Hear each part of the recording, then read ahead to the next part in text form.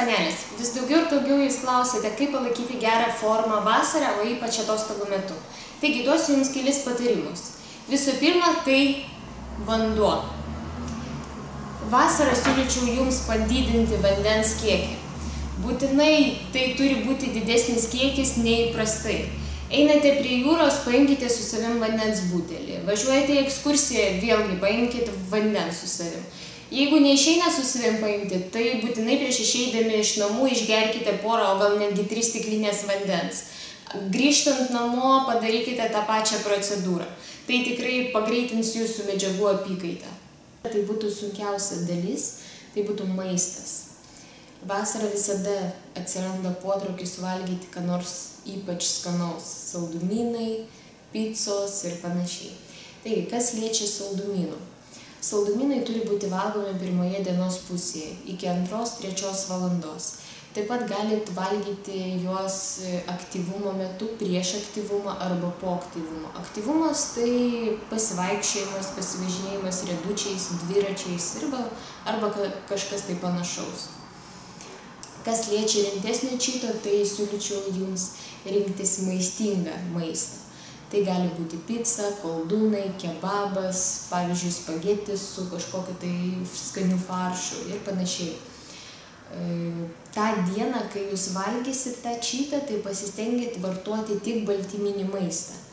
Nes angliavandenių jūs gausite valgydami tą savo čitą.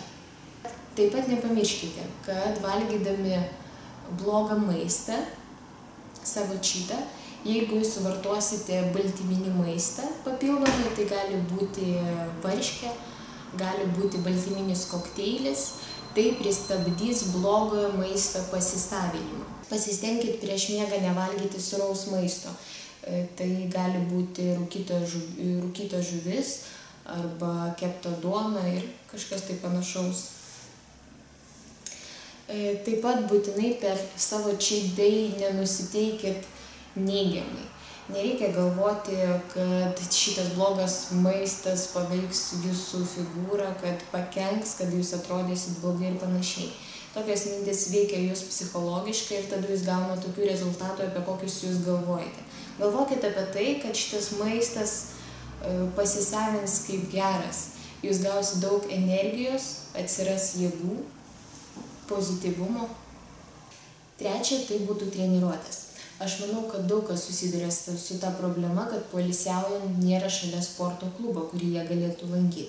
Bet aš manau, kad tai nėra problema, nes jūs galite pasirinkti aktyvų poilsį. Daug vaikščiokit, važinėkit dviračiais, riedučiais, plaukiokit, bėgiokit rytais, vakarais. Taip pat būnant paplūdimy, jūs galite jungti savo vaizduotę ir sugalvoti kažkokius tai pratimus. Taip pat galite palenktyniauti su vyru, su šuniuku savo, su vaiku. Jeigu nesugalvojate, tai galite pasinaudoti mano medžiaga filmuota, pažiūrėti, kokius aš dariau pratimus ir manau, kad tai būtų jums naudinga. Taigi, panelės, aš labai tikiuosi, kad mano patarimai jums buvo naudingi ir kad tai padės jums išlaikyti gražią figūrą vasarą bei jūsų atostogų metu. Iki.